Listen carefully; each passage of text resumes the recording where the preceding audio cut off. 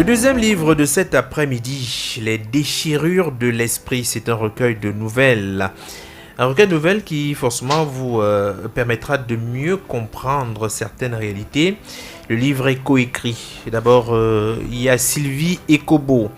Elle est auteure et éditrice camerounaise. Elle est diplômée de l'École supérieure des sciences et techniques de l'information et de la communication ESTIC. C'est à l'université de Yaoundé 2. Grande passionnée de lecture et d'écriture, elle est devenue la deuxième lauréate du prix international Marie Webbs du premier livre d'images en Afrique. Sylvie Ekobo, bon après-midi, bienvenue sur le point littéraire. Merci, bon après-midi à vous. Si jeune, mais déjà des prix, à n'en plus finir. C'est une passion de plusieurs années quand même. On a commencé tôt, on imagine. Effectivement, très tôt. J'ai toujours été, aussi loin que je me souviens, j'ai toujours été passionnée de lecture. Et ce sont des choses qui se suivent. Une fois que vous êtes passionné de lecture, vous finissez par écrire. C'est comme ça.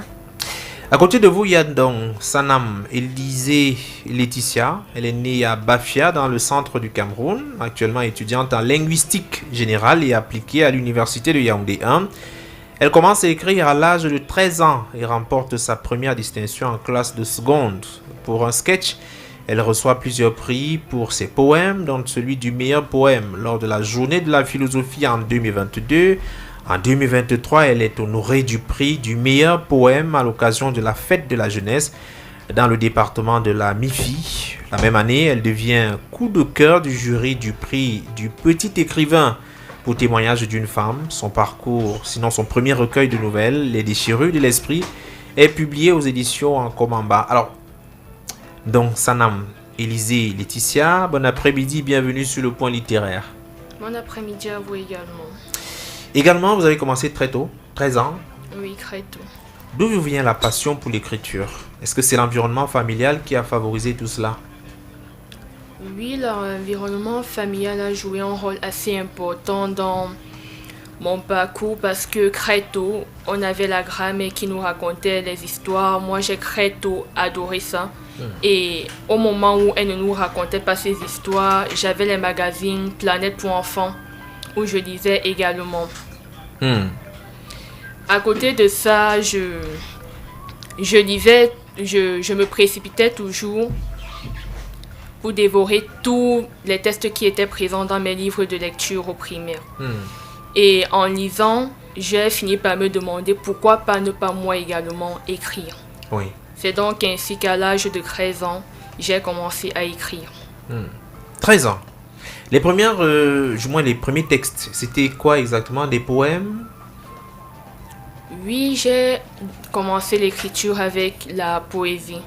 C'est d'ailleurs le genre que je préfère. J'écrivais des petites strophes que je faisais lire à des camarades. Et après ça, je me suis dit, j'ai besoin d'avis de professionnels. C'est donc ainsi que le désir de faire des concours est né.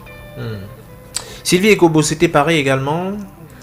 On a également été intéressé par la poésie d'abord avant d'autres choses. Absolument pas. La poésie, pour moi, c'est un genre assez difficile à aimer.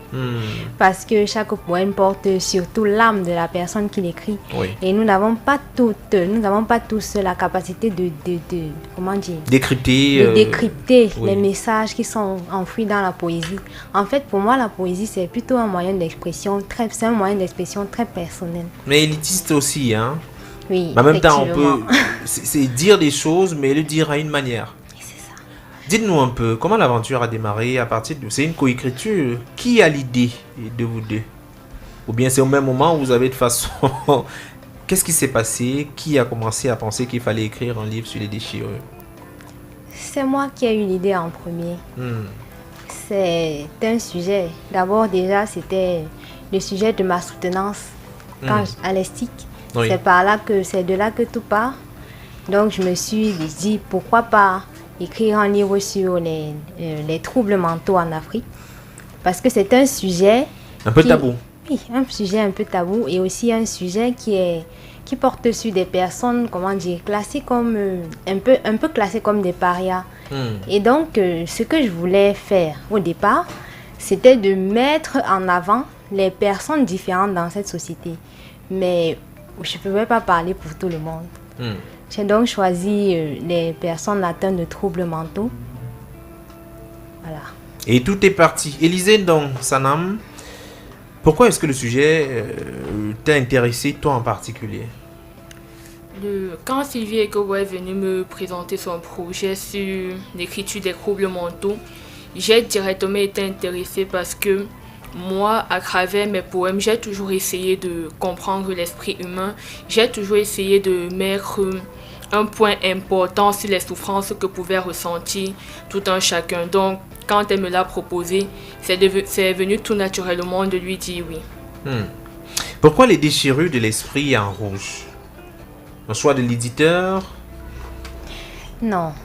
Les déchirures de l'esprit, ça représente quelque chose comme une segmentation, comme une infraction dans l'esprit humain, quelque chose qui vient menacer l'équilibre de l'esprit de quelqu'un.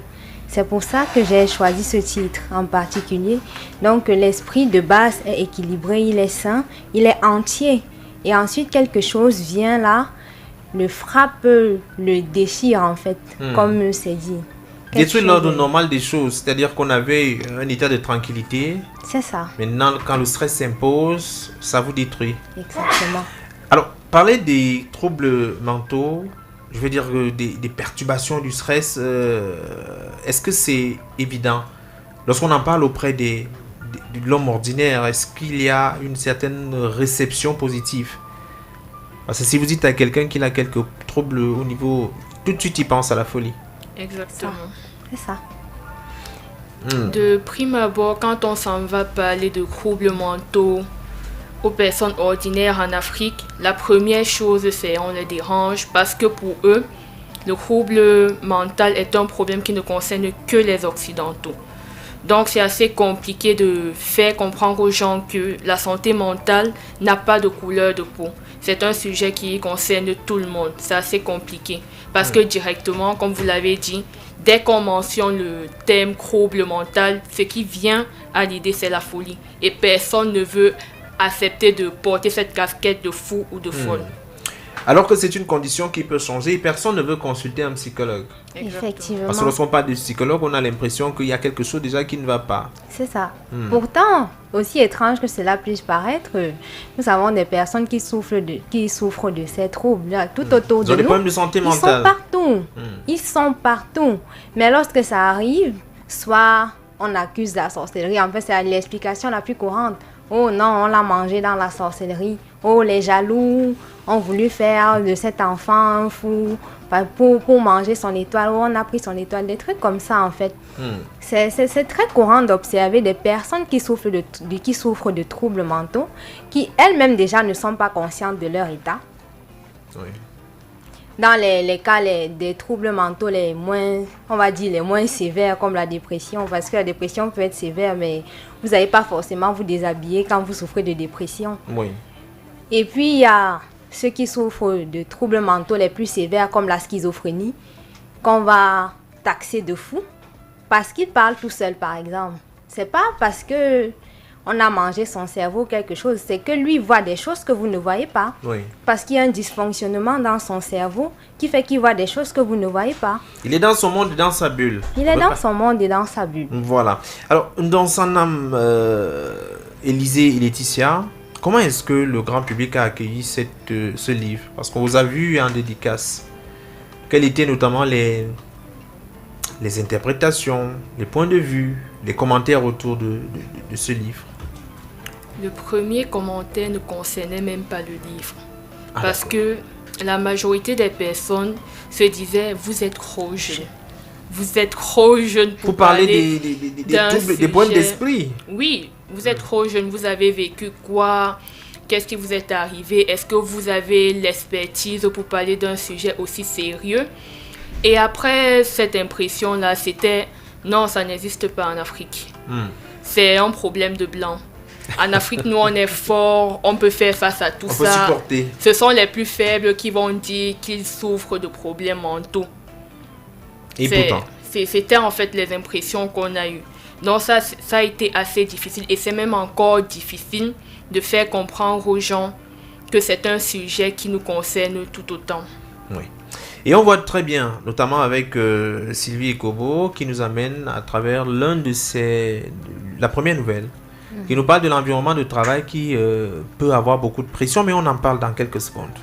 Il est 16h. Est-ce que tu es prêt alors? Jusqu'à 1000 bourses à gagner chez Orange. Tente ta chance au dièse 111 étoile 1 dièse ou au dièse 119 étoile 21 dièse et aussi via Max Hit. 50 000 francs de dépannage à gagner. Orange est là.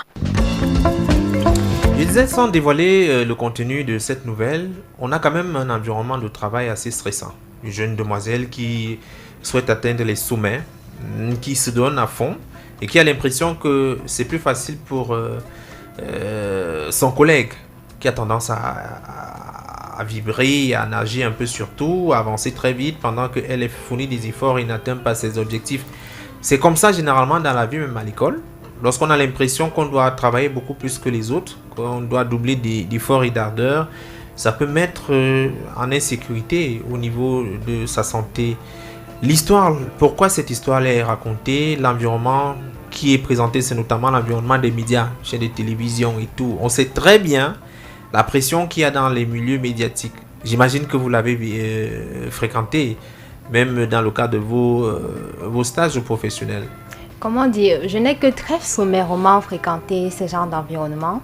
Le choix de ces environnements, c'est surtout par rapport au retour que j'ai reçu de certains de mes camarades qui ont une expérience avec ces environnements. Oui. Sinon, c'est pas vraiment là le focus. Le focus ne se porte pas vraiment sur l'environnement de travail de la jeune fille, mais plutôt de la pression qu'elle a reçue, oui. Déjà qu'elle a reçue depuis le bas âge et qu'elle se met encore à elle-même. Pourtant, là, il n'y a plus personne pour lui dire, voilà, tu dois exceller, sinon, je sais pas, sinon tu seras rejeté, sinon tu ne nous rendras pas fiers. Donc, c'est ce qui arrive souvent quand on a un enfant prodige, on a un enfant premier de la classe. Du coup, il faut qu'il reste premier de la classe tout le restant de ses jours. Et une fois qu'il n'est plus sur le joug de ses parents, il continue à se mettre cette pression. Professionnellement, oui. Pour lui, il ne suffit pas d'être bon, il ne suffit même pas d'être excellent. Il faut être premier, il faut dépasser tout le monde. Il faut être devant tout le monde. C'est ça, ça la pression qu'elle subit, qu'elle se met à elle-même. Pour elle, c'est pas être bon, pas briller, mais non, briller plus que tout le monde en fait. C'est ça son problème. D'être en tête toujours. Toujours en tête. Est-ce qu'il faut se mettre autant de pression? Est-ce que le livre ne veut pas également dire que de temps en temps, il faut laisser les choses venir? Il faut se mettre de la pression. Je pense qu'il faut se mettre de la pression, mais pas autant. À un moment, il faut vouloir briller pour soi. Pas pour rendre fier et encore moins pour écraser les autres. Il faut vouloir briller parce qu'on est passionné. Il faut vouloir briller parce qu'on a envie d'être entendu, envie d'être vu. Mais pas pour écraser les autres, pas pour être toujours meilleur que tout le monde. Parce que ce qui est sûr, vous ne serez jamais meilleur que tout le monde. Ça, c'est vrai. Il y a Élisée Ndong Sanam qui nous amène dans le milieu familial. Un événement tragique arrive au sein d'une famille qui bouscule le vécu d'un enfant de là. Une agression, une nuit, des cauchemars. Ce thème vous a interpellé particulièrement, cette histoire en particulier. Comment est-ce que vous décidez de l'écrire et pourquoi est-ce que vous présentez les choses telles quelles? Parce que c'est quand même l'œuvre de création de l'esprit.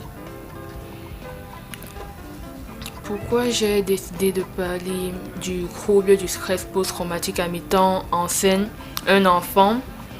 Parce que je pense que dans notre société, on rabaisse beaucoup les sensations, les sentiments que peuvent avoir un enfant. Alors je me dis qu'en écrivant un texte qui montre vraiment la souffrance d'un enfant qui a perdu ses parents d'une façon assez tragique, Oui. Ça va permettre non seulement aux parents de se remettre en question, mais ça va également permettre aux enfants d'une certaine façon légitimiser ce qu'ils ressentent, de se dire ok, ce que je ressens après tel événement, c'est légitime, j'ai le droit de le ressentir, ce n'est pas un symbole de faiblesse. C'est en gros pour cette raison-là que je choisis de mettre un enfant sur scène. À travers la nouvelle, on voit petit à petit comment l'enfant qui était avant joyeux, se renferme sur lui-même. Totalement. Il se renferme totalement sur lui-même. Il n'arrive plus à interagir avec le monde extérieur parce que il n'arrive pas à oublier la scène qu'il a vécue. Il n'arrive pas à accepter cette situation-là.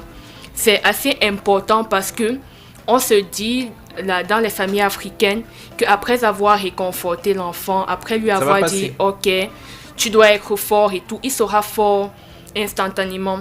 Donc avec cette nouvelle, on montre aux parents que oui, c'est vrai que cet accompagnement-là est nécessaire, mais parfois dans les cas les plus graves, la visite chez un psychologue est tout autant nécessaire. Donc c'est un peu pour cette raison que j'ai décidé de mettre en scène un enfant et pas un adulte. Eh bien, c'est une scène assez violente et on voit bien que malgré les efforts de son environnement, l'enfant a du mal à revenir de lui-même, à mener une vie tout à fait normale, au point où ses nouveaux tuteurs ont l'impression qu'il ne se sent pas bien, que l'environnement n'est pas à sa convenance. Seul le réconfort ne suffit pas, mais aussi on peut regarder et remarquer que ce qui se passe chez le psychologue n'est pas toujours comme dans les films. Oui. Rien à voir parfois. Exactement. Justement, à cette partie-là, c'est ce que je voulais faire comprendre au public. Parce que même ceux qui acceptent d'une certaine façon qu'ils ont un certain problème sur le plan mental, ils se disent que quand il va arriver chez le psychologue, on va lui poser des questions qui, d'après lui, n'auront rien à voir. Donc, j'ai essayé de montrer à travers cette scène-là que non, ce n'est pas comme on montre forcément dans les films, qu'on aura un monsieur, une dame qui va vous harceler en vous disant qu'est-ce qui t'arrive. Non, j'ai voulu montrer que c'est un phénomène qui est progressif. On commence vers quelque chose qui n'a rien à voir avec votre réel problème et on vous met en confiance pour réellement déceler ce qui vous gêne. On vous laisse vous confier finalement. Oui, exactement. Extérioriser ce qui vous dérange et on va pas, comme on le voit souvent dans les films, parce qu'il y a des formations au niveau du cinéma, on va pas aller vous bousculer, vous crier dessus, ou vous poser des questions qui, de votre point de vue, ne sont pas nécessaires quand même. Exactement.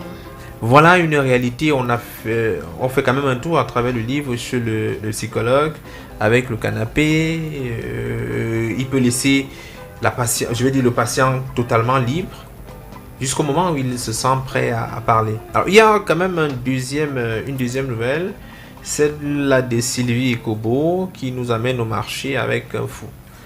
Je ne vais pas qu'on raconte cette nouvelle, mais quelquefois, il n'est pas bon de juger les personnes sans avoir écouté leur histoire. Exactement. Moi, c'est ce que j'ai surtout retenu. Il y a beaucoup de choses qui se disent sur des personnes parce qu'elles sont soit fermées, soit introverties. On commence à dire des choses.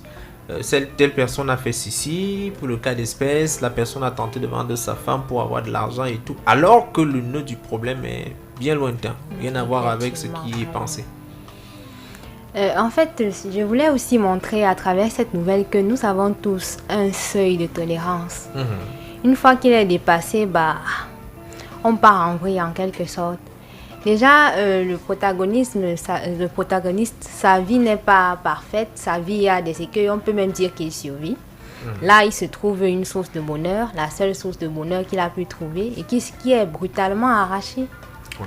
Là, normalement, logiquement, il ne peut pas s'en sortir indemne, surtout que son entourage ne l'aide pas. Au lieu de comprendre sa douleur, on lui dit un homme ne pleure pas. Comment ça? Est-ce qu'on dit souvent aux hommes qu'un homme ne pleure pas? Comment ça, un homme ne pleure pas? Mais s'il ne pleure pas, si vous ne pleurez pas, vous ne pouvez pas évacuer vos sentiments. Vous faites ça comment? C'est-à-dire que, en fait, non seulement on ne comprend pas sa douleur, on l'empêche de s'exprimer. Oui. Et quand il part même encore totalement en vrille, les incompréhensions s'accumulent. Au lieu de chercher maintenant la solution à son problème, ce sont des rumeurs qu'on fait circuler. On va dire qu'il va de mal en pis. Il a vraiment pas de chance, le protagoniste. Élisée Ndong Sanam, qu'est-ce que les gens sont censés retenir au sortir de la lecture de ce livre? Qu'est-ce qui est attendu du lecteur?